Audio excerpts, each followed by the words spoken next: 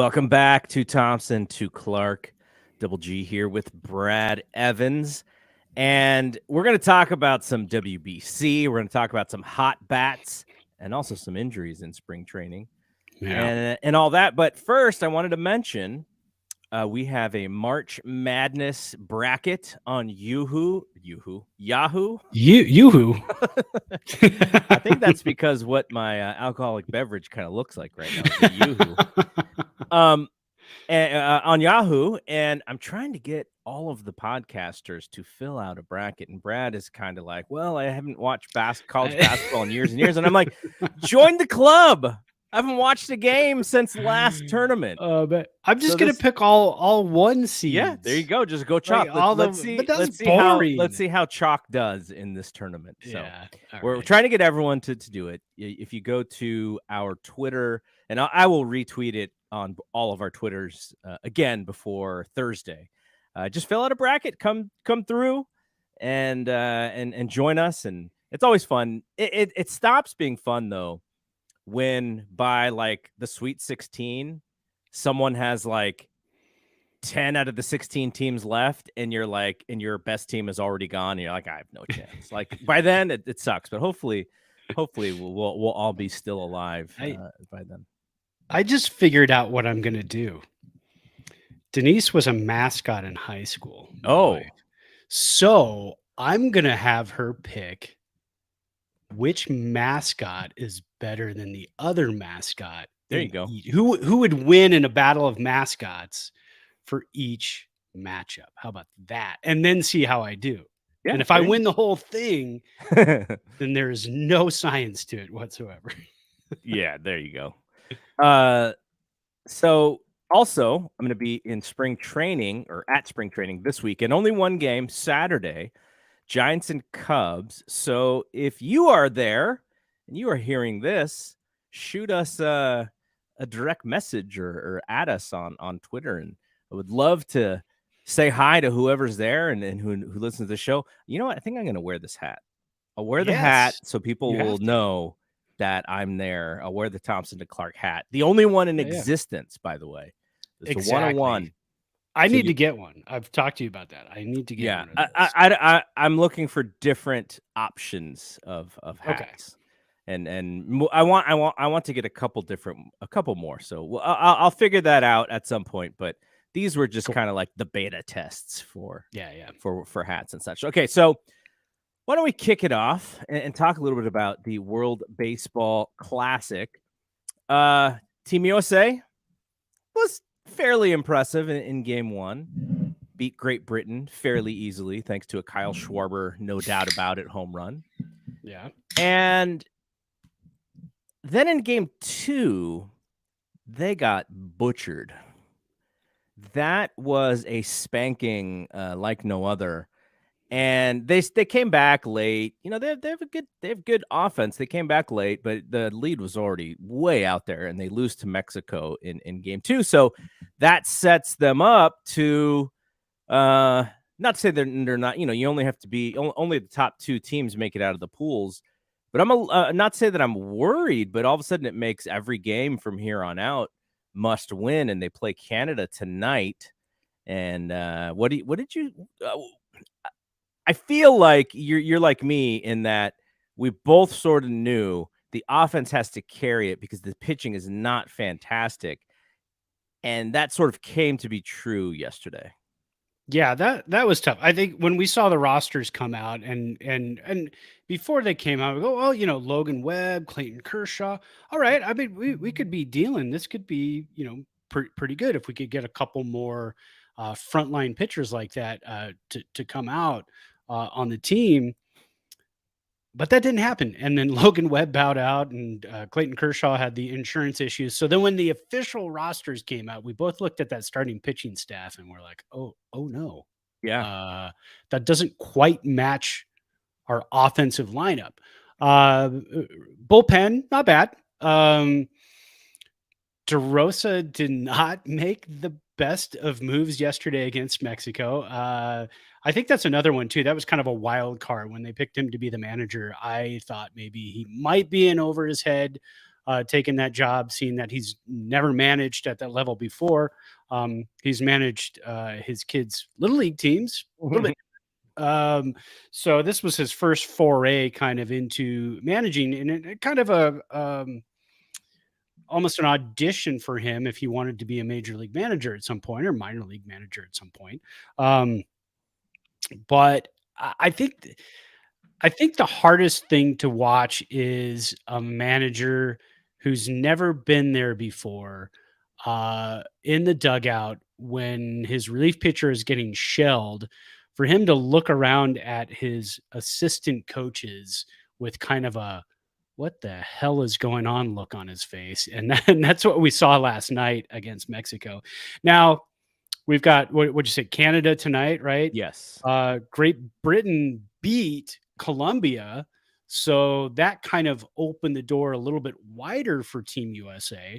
So if Team USA wins tonight, they just need one more W, and they're pretty much on to the next round. But last night that was an absolute shellacking. The Mexico hitters came out ready to just pounce on subpar USA pitching.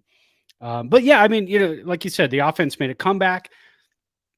But at that point, it's you need to not press so hard. It seems like the hitting was pressing really hard at the beginning of the game, kind of loosened up as the game went on. So hopefully that carries into the game against Canada. Now remember, Canada scored 18 runs yesterday against Great Britain. So they're no slouches when it comes to hitting. If Team USA doesn't have their pitching best foot forward tonight and Canada can jump out to a lead, like a 2-run, 3-run lead, it could be tough for USA. We've seen them, they do have a lot of home run or nothing hitters like Pete Alonso on the team. So it could be a situation where like you need base runners, you need average hitters, you need guys that can get on base in front of those boppers, because this is not a USA team that's going to win 2-0 ball games and 3-2 ball games. It's just not going to happen that way. On the mound is Lance Lynn. Where would Lance Lynn be in the Giants rotation this year, by the way? Lance Lynn would probably be a number 4. Yeah, that's what I was thinking. Like some later in their rotation, and that's who's for throwing sure a very important game for Team USA. Yeah, and Miles Mikolas was supposed to throw, I think, tomorrow, but they're holding him back, so he's actually going to be. They're going kind of starter tonight, so it's going to be Lance Lynn, and then when he hits his pitch limit, then you're going to see Miles Mikolas. That's the other problem too with the World Baseball Classic. We're starting to see a whole list of unavailable pitchers and hitters came out today because the parent club said, these guys pitch on this day. They're not pitching this day. I think who was it? Juan Soto cannot play in back-to-back games because he had a knee tweak on one of his last spring training games before the World Baseball Classic started. Mhm. So it's that type of situation you're starting to see. You're not going to see the best of the best on the field at all times. It's very, very limited, which makes me think we need to do this at some other point in the season. I mean, when the World Series is over, can we do this in the Caribbean? Can we do it somewhere where it's warmer? Can we go Florida? Can we, get this tournament? Because we could do it in the middle of July, but then you're going to run into the same problem. You got teams in pennant races. There's no perfect way to do this. But I feel like if I really put my head to it, I think I could probably come up with a better way to do it than it is being done now. Nick Martinez was the starter and got beat up. Brady Singer came in and he also got beat up. Daniel Bard got beat up for 4 2/3 of an innings, which is rough, but he's a pretty good reliever. Adam Wainwright is the ace, and I thought in the Great Britain game, I was like, man, this guy throwing these curveballs, like this guy's gonna get caught up to the second time through the order. And he was the best pitcher so far, so I could be wrong about that, but I do believe in the bullpen. I think we just got to get there.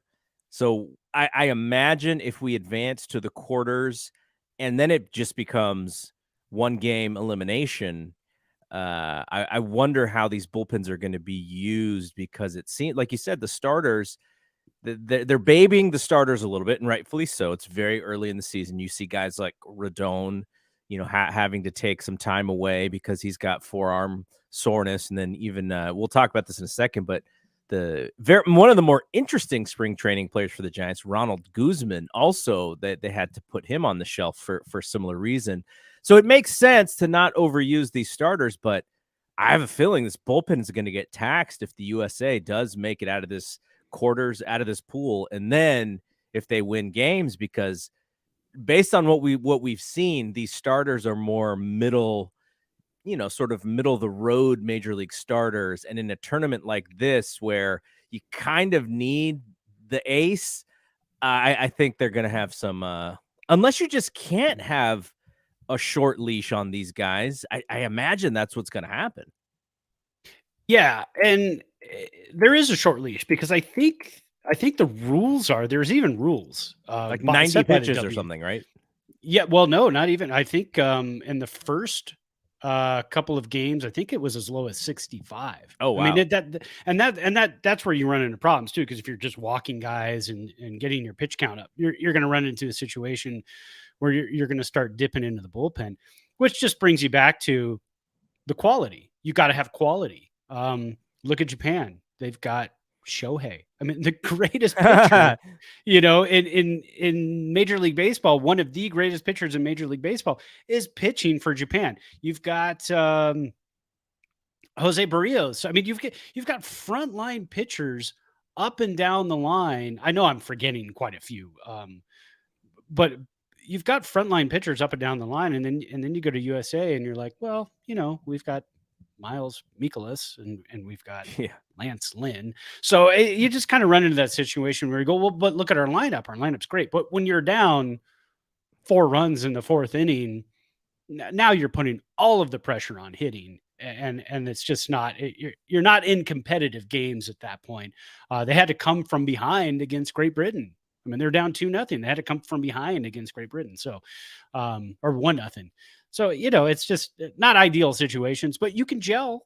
You can gel as time goes on. Yeah. Mark DeRosa, Coach Marky D, he's learning some things as he goes along in this tournament. So, tonight's kind of a big litmus test for this team to kind of see how they do against Canada, who's no slouch. They're kind of in between Mexico and Great Britain. So it should be a competitive game. But USA needs to really, really come out with to like a 4-run lead in the first couple of innings to get comfortable. Yeah. And so the way that the pool works, I said it was a must-win game. I think you can lose 2 games and still qualify, but then it becomes all about tiebreakers, because, and I'll show the pool here first, because who was it? Was it Italy? Italy was a runner-up, and there were like 3 teams or something with 2-2 records, and somehow they won the tiebreaker, or they won the right game to go and be the pool runner-up to Japan. And Japan is like just killing teams, destroying teams, and Shohei hits a bomb, and it's just like, this dude is so cool. He hits a bomb, and he just like, the look on his face was like, this is just my job, man. Like, this is not, I do. I hit this thing 440 feet, and I'm not even that impressed. Like this, like, it was almost like, well, what was I supposed to do with that pitch? That's what I'm supposed to do with that pitch. Like, it was amazing. Exactly. And I mean, that's the whole thing with Shohei, and everybody goes, oh, Shohei might make 500 million next year. He might be the 500 million. He's going to be. If he's not, it's an absolute travesty. This guy is honestly probably the greatest baseball player we've seen of our generation, of all the kids. I mean, we love Bonds. Bonds was like uber talented, but Bonds isn't going out and striking out 15 in a game. That's not what he's doing. I mean, when you're looking at baseball player who could do everything, that's Shohei, and there's nobody else. So, this guy, if you're not watching this tournament to watch guys like that, you got to tune in. You got to tune in and see these guys, because these guys are the best of the best. Don't tune in for Miles Mikolas. I keep throwing the guy under the bus. You just like saying his name. I think I do. I just you know what you should not tune in for is this Israel team, because the game's going on in the background here.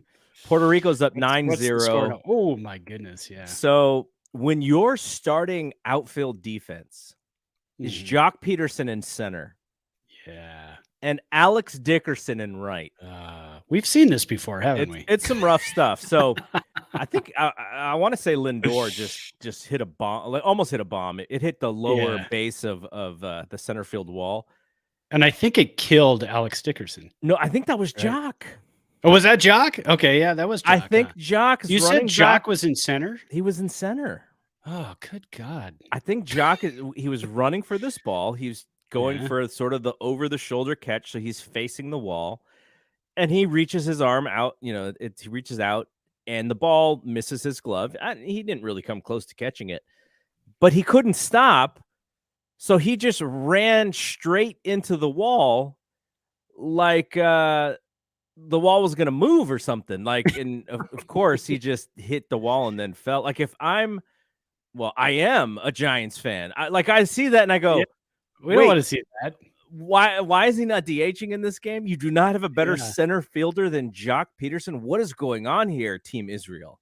Yeah, and don't let our DH, who's supposed to be a huge part of our offense, go running into walls out there. Don't put him in center field, man. Who is the manager of Team Israel? I can't remember. I don't know. Let me look it up, because I know he's a former major league. While you're looking that up, let's go over these pools. So already qualified, Cuba is the Pool A winner. Australia is the Pool B runner-up. And this is very interesting about this tournament is you win your pool, well, you got to face the team who's the runner-up in the pool, and that is your next matchup. And that is your quarterfinal matchup. And then similarly in I'm sorry, I have it wrong. Pool A winner, Cuba, faces the Pool B runner-up in the first quarterfinal. In the second quarterfinal, the Pool B winner, which is Japan, faces the Pool A runner-up. That makes a lot more sense. I was misreading that. So that is your first and your second quarterfinal. Japan, I think, by far looks like the best team, but then you get to one game elimination and anything can happen. You throw everything against, out there to try and win the game. Quarterfinal 3. Now, Pool D and Pool C are not yet. We have not played enough games to find those winners out. And then also in quarterfinal 4. So those two brackets are still ongoing. But doesn't this give the Pool A and Pool B teams a little bit of advantage to where they're kind of chilling out for a little while? Like they got their games in early, they're chilling out. But then again, once you come to the semifinals, then they have to travel, and they're traveling to the U.S. Right. So I see why that works. And then, traveling is not going to be easy. So maybe they take the hit there. So I understand it, but it does seem like there's a little bit of distance between these quarterfinals and getting the winners in there. Yeah, for sure. Because I think they finished like 3 days ago were their last games, and now they're not going to be playing again until Wednesday. So yeah, a good 8 days off. But yeah, like you said, they got to get acclimated to. At least they're going to Florida and not going to Arizona, because that's even a bigger acclimation in terms of hours. The Israel manager is Ian Kinsler. So yes, that's who I was. Yeah, that's who I was thinking of. Former major leaguer, former major league all-star, former major league stud, Ian Kinsler. So we need to send him a letter and say, have you heard about Jock Peterson's defense? And send him some highlights, I'd say, in quotations. So yeah, it's an interesting setup for the pool. United States could end up, if they get into the quarters and they win a quarter, they could either play against Cuba or Australia, which is maybe where you'd rather be versus playing against Japan in the other round. But that happened to us 6 years ago, and USA beat Japan, what was it, 1-0 or 2-1 in a thriller. Just the Adam Jones catch over the Yeah. wall game, and that team just came huge for that game, and then the next game, the championship game, just trounced. Who did they play again? Puerto Rico. I think it's Puerto Rico. Yeah, Puerto Rico. Just trounced them. They were up for that game. This USA team, I'd be shocked if they won it all. I don't think they're the favorites at all, especially when you see the way right now Puerto Rico is playing, or the way right now the Dominican's playing, right now the way Venezuela is playing, even Mexico, the way Mexico's except playing. though, if you look at how this, like, Pool D is just a monster. Venezuela is 2-0. Dominican Republic is 1-1. Puerto Rico is 1-1. More than likely, one of those teams is going to get knocked out. Oh, they have to, because you can only go two. Yeah, two teams can only go forward.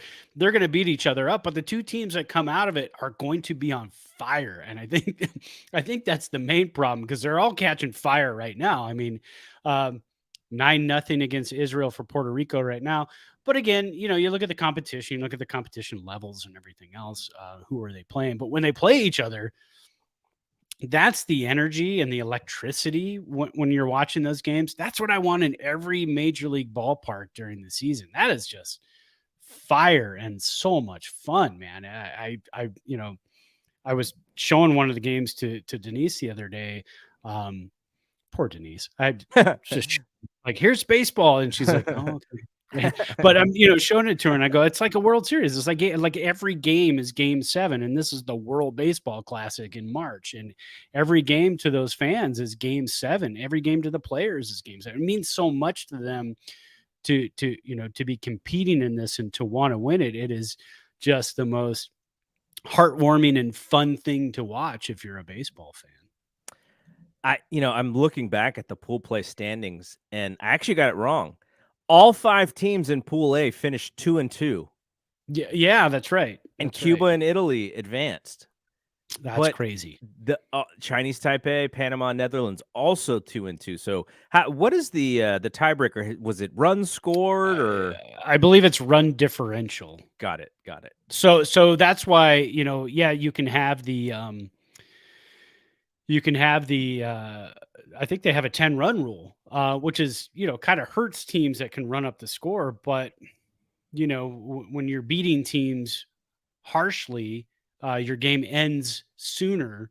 And then of course you have a plus 10 run differential against that team, which is great.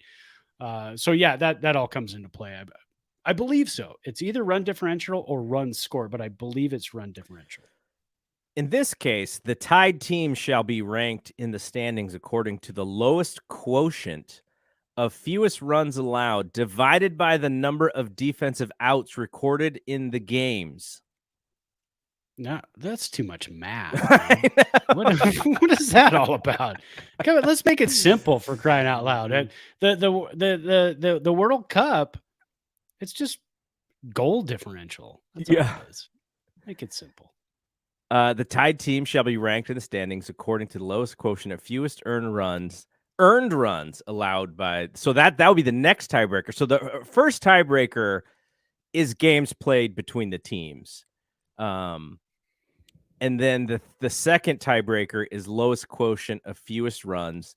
Third tiebreaker is lowest quotient of fewest earned runs. And then the last tiebreaker is the tied team shall be ranked in the standings according to the highest batting average. So that is the third tiebreaker. But jeez. Yeah, that's a lot, man. So fewest runs allowed per defensive out recorded. So that's where it comes into play. If you 10 run somebody, it's not going to hurt you if you only play 7 innings, because they're looking at that ratio of fewest runs allowed per defensive out recorded. So Cuba with a 0.139 runs allowed per out recorded, and Italy with a 0.157. That's how they got in. So it's insane. They should. Why don't they just go full nerd, like batting war, pitching war? There you go. FIP, lowest FIP. Most Ks per 9 divided by batting average against multiplied. No, I don't know. That's amazing. All right. That's So on yeah. Wednesday, the first quarterfinal, Cuba and Australia.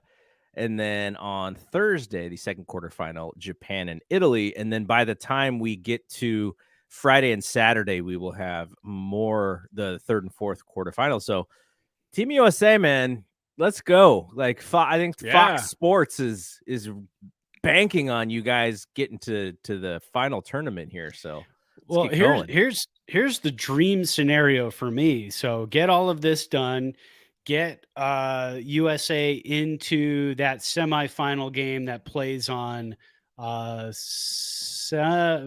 oh no, you took down the thing. Now I don't know. Um was it I think on it's Saturday? Friday or Saturday, depending on where they finish, right? Oh, you're talking about Yeah, talking the about rest. this. Yeah, the semifinal. Yeah. What days were those? Sunday. So the There we go. Sunday semis and Monday. would be Okay. Sunday and So, Monday. so we get into the semifinal. Um, and then that's on Sunday. I'm driving down to Disneyland. I should be home or in Disneyland or in LA by the time the game starts. Head to downtown Disney, find myself a restaurant with some screens, have a beer, chill, watch some baseball while the ladies go Mickey Mouse ear shopping.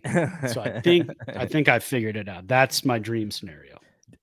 Your daughters have to have like 20 sets of ears, right? Do you have to get a Okay. new one every time?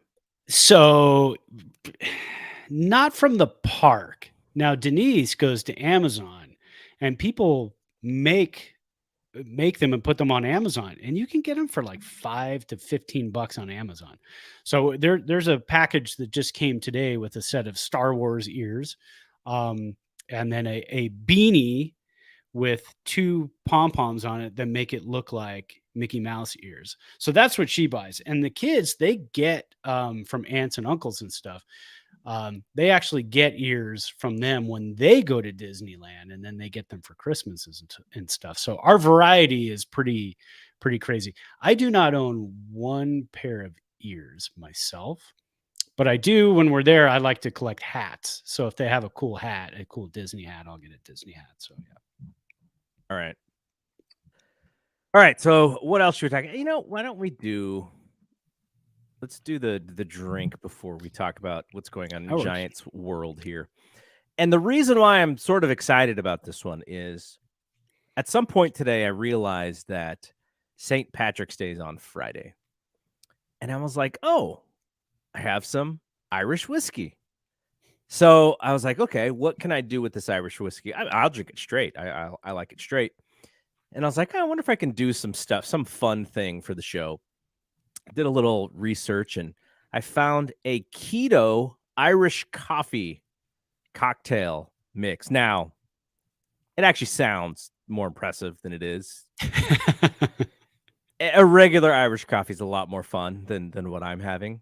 Yeah. But it was coffee, heavy cream, cinnamon, and Irish whiskey. And it is absolutely tasty, especially if you love the taste of coffee like I do. So I'm digging it, and I feel like I did a good job for St. Patrick's Day week here as we represent with our drinks. Oh, now, so is it just like, are you drinking regular coffee or decaf coffee? No, regular coffee. Regular coffee at Yeah. this time of the night, Garrett. Yes. Look at you. I could probably do that too. Yeah. Denise, I didn't yeah. have I had my normal, my normal 2 cups of coffee that I have sort of sporadically throughout the day, and I'll be fine. Sometimes, sometimes I like a coffee during the day or even in the early Oh yeah. evening. Side note, at work today, it was raining, there all kinds of just drizzle all weekend long here in Reno. So it was 38 degrees, chilly. So I thought I'm going to treat myself to a coffee. So I walked down to our local coffee hole in downtown Reno. Really nice place called Cafe Capresso. I Oh. think I got that right. Yeah. Anyways, really nice place. So I went in there and I got a large. I like Americanos. Mhm. They're just shots of espresso and then with hot water, and then I put a Yes. little cream in it, and they're tasty. So I got a large, And as I was walking away, I said, "Oh, this was the largest cup, right?" And she said, "Yeah, it's got 4 shots in it." I thought, "Holy moly!" That was a bit much for me. So and usually I order a half calf, so 2 shots of regular, 2 shots of That's how I drink it too. and that's what I usually do. And I was spaced. I spaced. I didn't even think about it. So I was walking back and I was like, I'll be fine. I haven't had much coffee today yet. So then I get to work and I get about a quarter left of it. And I told Denise, I'm pretty sure this had like 8 shots in it because I was ready to go. So I went regular old, I went Guinness today. There you I don't go. have any Irish whiskey. I used to always keep a bottle of Dewar's or Bushmill Black on hand, but it's been years and years and years since I've had any, which reminds me I should get some again. But yeah, I just went the Guinness draft with the nitro in it, and it's low, 4.2% alcohol, and it's tasty. And happy early St. Patrick's Day. I remember being newly single sometime in the late 2000s and going out with some coworkers, or no, maybe it was with some family, to an Irish pub on St. Patrick's Day, and them going like, "You have to have Guinness," and I'm like, not really a beer person. I'd rather have some. They're like, "Nope, you gotta have the Guinness," and then like having so much fun with it. Like I Yeah. thought I was gonna hate it, and I actually really liked it.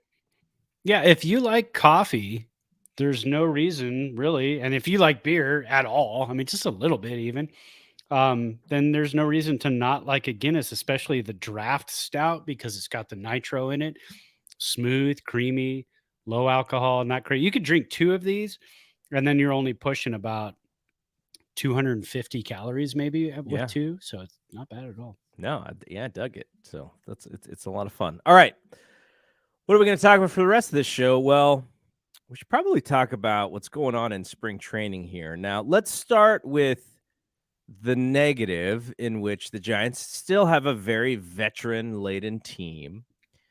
And just today, we heard that they're going to sit down Brandon Crawford. He's got some issues with his knee, which makes me think of the story that we told the other day where somebody talked about Crawford. Was it Posey talked about Crawford maybe not always showing up in the best shape to spring training? Yeah. And that's where my mind immediately went when I saw that he has a little bit of knee troubles. I don't know what he looks like in camp. No one has really written anything about it. So I just hope that, you would think as the guy is really in his last year of this deal, maybe it's one of those, he's in the best shape of his life at age of 36 or whatever.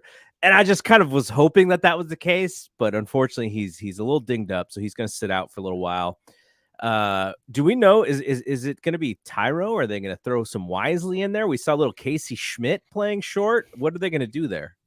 Yes, yes, and yes. I think that's pretty much it. There's not a lot of depth at shortstop.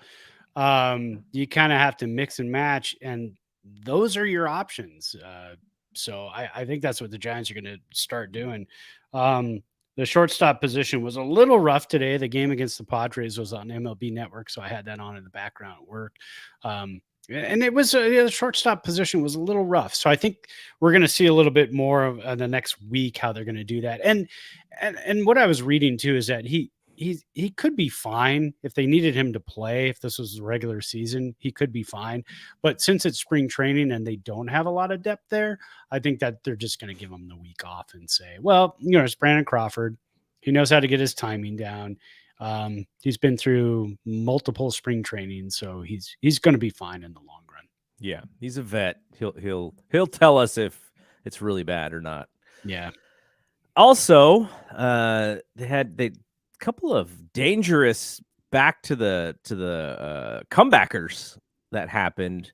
Yeah, man, Alex Cobb took a nasty one. It looked like one of those where not the most athletic response to that kind of play, and it almost looked awkward. And I was like, "Oh, did he hyperextend his knee? What's going on?" Yeah. But it seems like he's okay. It's bruised, so he's got to deal with the pain of the bruise. But I was like, oh, this dude's gone. We're done. His season is over. Yeah. Just the way he reacted to that. That was a shot coming right back at him, and bing, and he just went down. But it sounds like probably the best case scenario for what was a worrisome play there. Yeah, and then another pitcher took one off the ankle yesterday, right? I think Tristan Beck. Tristan Beck, who's been pitching really well in spring training, who else? Too. Who else was Stripling? But I guess he got a glove on his, so it wasn't too bad. Yeah, so everybody, I mean, what they say, I wish we could put up an L screen while they're out there, but you can't do that. But I will say, just from when I was playing, the scariest thing in the world when you're pitching is knowing that you're not going to be able to throw anything by this person, and that no matter what you do, they're just going to hit it hard. And then you're just like, just whatever you do, hit it over the fence, hit it to the outfield. Just do not hit it right back to me. Like, that's the worst thing. Yeah. I would, some guy hit one, I don't know, off of me to the moon, it seemed like. And I kind of wish that guy would have just hit it back at me, because that was one of the longest home runs I've ever seen. And unfortunately, I was standing on the mound when it happened. So, it would have been but it wouldn't have gone out of Yellowstone, though. At least you could say that. This one might have. It was a shot. It was in Pinole, and it was a men's league, and I was 2021, and this guy was about 3 times my size. Oh, wow. And and then the next guy up, I was rattled. I didn't have my fastball, so I just threw it, and it buzzed him, and I thought they were going to kill me. I thought the whole team was going to come out and kill me. So we were able to talk him down. No, they wanted to keep you in, man. They're like, let's just exactly. Let's just keep him in. He doesn't have his A game today. This guy. Yeah. Haniger, oblique injury. I don't know if it's an old man injury or not. It seems like it's maybe like a not in the best shape kind of injury, but I'm not going to judge. I don't know. He may be in really great shape, and it could be a fluke thing. But I was, it just makes me think, like, man, this is an older team, and you start getting these dings here, and you kind of get reminded of last year with Belt, and just these injuries that seem to linger. Longoria, that dude was on fire when he wasn't injured, and then he'd hurt his thumb in some way, and he'd be out. So I hope that they're getting these out of the way, because they're going to need someone like him. He's like supposed to be a big piece of their offense. So let's hope that this is not serious as well.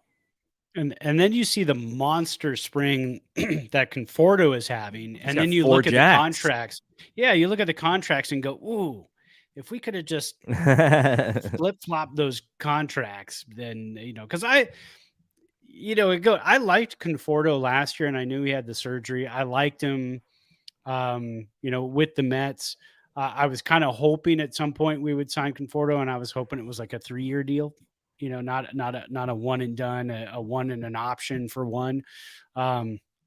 That's the situation we're in. He's got 4 home runs this spring, hit another one today. Just that the guy is having a monster spring. But again, that's a whole separate show of the frustration with the way we're building a roster right now. But let's see. I want to see it play out this year and kind of see how things go. We have been hard on the way that they built this roster, but at the same time, you can see where things make sense with the way that they put it together. But there was an article that Baggerly wrote today, which I thought was awesome, because he's got a lot of great information, and he knows how to use these stats in a way that makes a lot of sense. One of the things that the Giants did last year was their pitching staff had the highest ground ball rate of any pitching staff in baseball. And when you have a bad defense, probably not the best thing in the world, but the way the Giants got around that is they were one of the best teams when it came to shifting. And now you can't really do that. And, unless it's the way that we talked about, where you pull one of the outfielders in to play kind of that like deep second, and then you only leave 2 outfielders for defense. We mentioned that, and I've seen that in the spring. unless you can figure out some sort of things like that, I think, this is going to be a year where maybe those ground balls that they give up find more holes. But at the same time, this article by Baggerly was about how the pitching coaches are really leaning more towards trying to figure out how to get more strikeouts. So for Logan Webb, it's maybe throwing a four seamer a little bit more and not being so reliant on his changeup.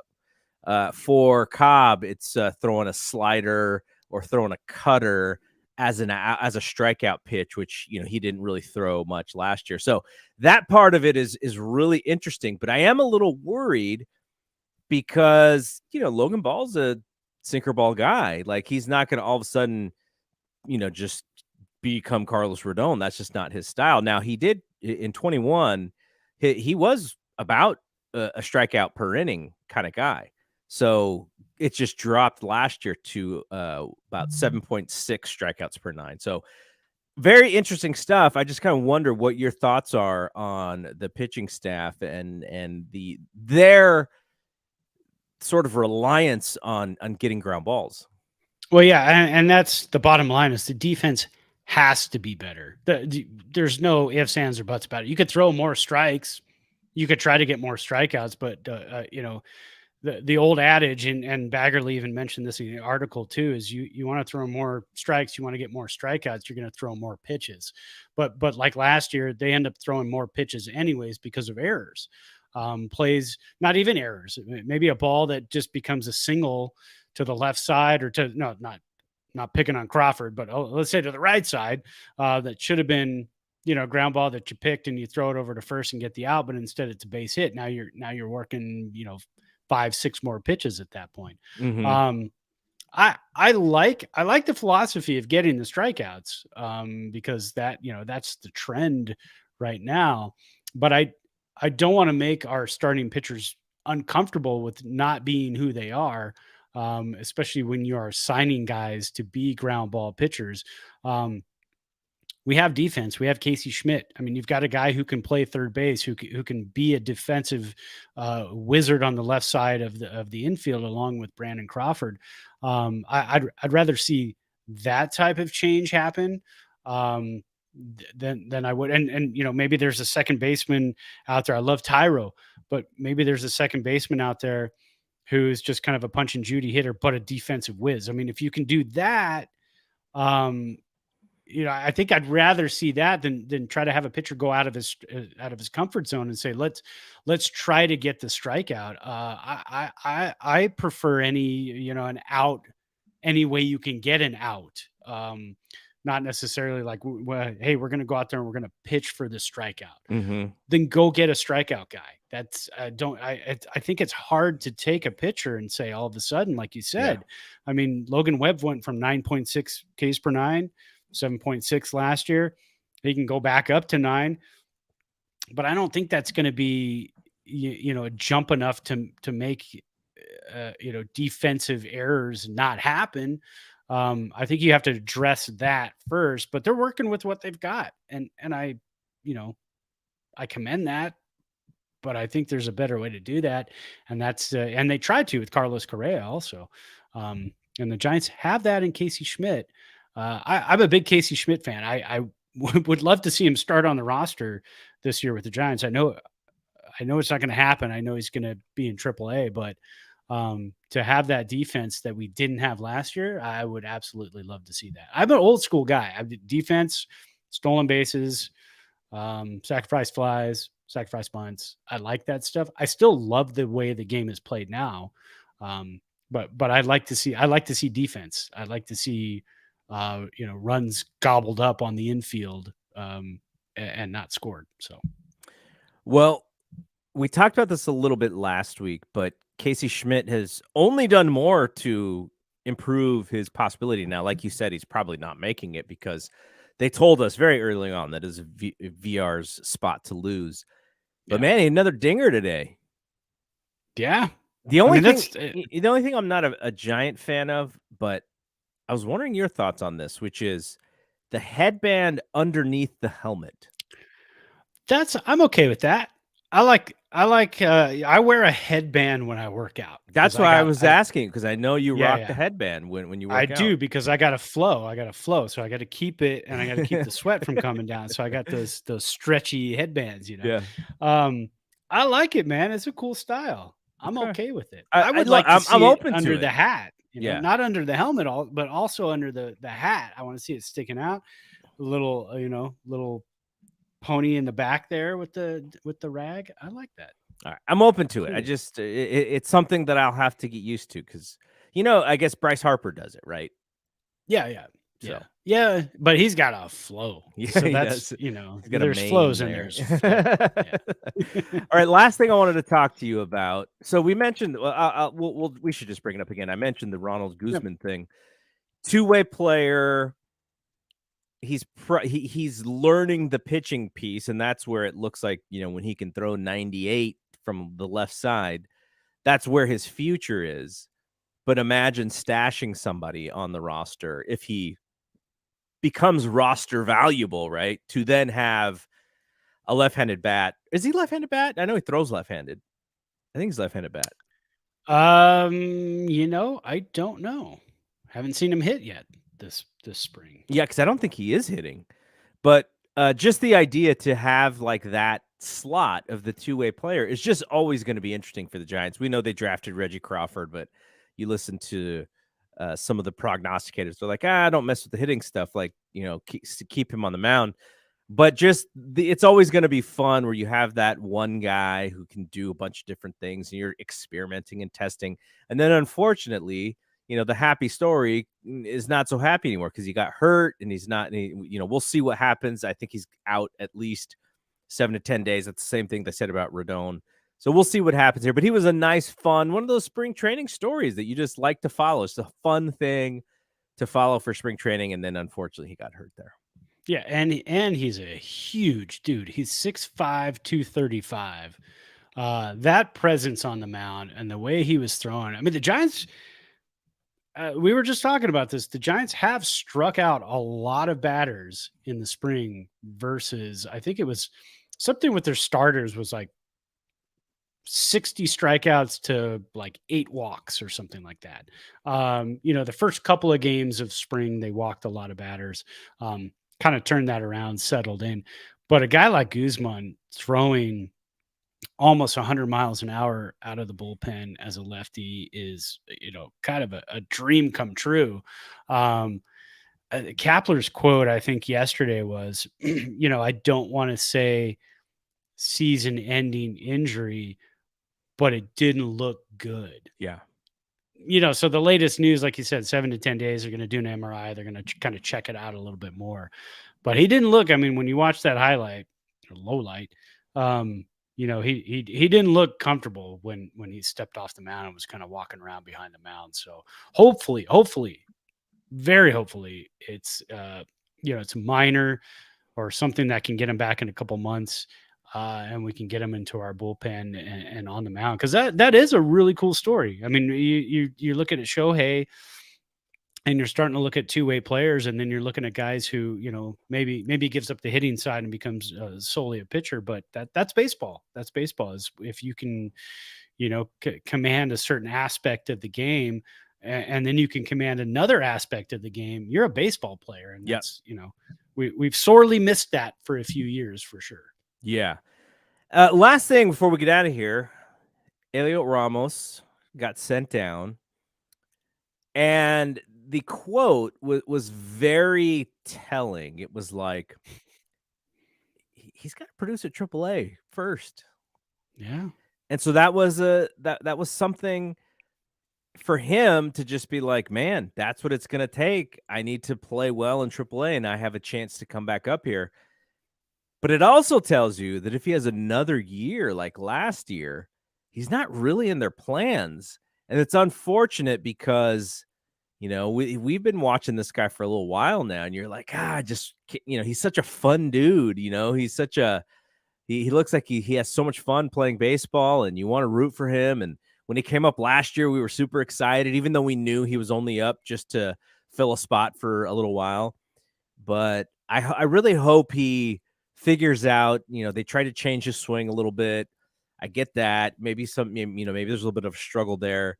But, oh man, I just want to see this guy play well, and it's so sad that he didn't impress anybody this spring. It's out from what it sounds like, and hopefully he can grind and figure it out because he's so talented. But man, it doesn't look good, and I hate to say that it doesn't look good. Yeah, and that's, I mean, we want to see him get off to like a fire start, at least in AAA, because if he could have a good first month of the season, the Giants could use right-handed outfielders backing up, Austin Slater. Uh, it's there's not a lot of depth in the outfield, and he could play all three positions in the outfield too. But the Giants really want him to earn that, and it's one of those things where they're pushing him so hard and they're riding him so hard. It's because they want to see him succeed. If they didn't, if they kind of gave up on him, I don't think he'd be around right now. Yeah. Other Giants prospects would be getting a chance in AAA, and he would have been traded. He would have been moved at this point. Trade value is not much right now, and that's the other thing too. Is if he could put together a good first half of the season, and the Giants are in contention, well, could he help out the Giants? Well, he could on the field in San Francisco, but he also could in the trade market. So there's a lot of different ways you could look at that. But right now, Farhan's just kind of, his hands are tied with Elliot Ramos, and would just love to see him just tear it up in AAA to start the season.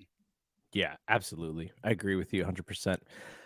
All right, so that's gonna do it here for us. And next week you're gonna be out, so I will either have a co-host or maybe an interview or something for this show. I'm not sure if it'll be in the exact same time slot, but we'll have something for sure.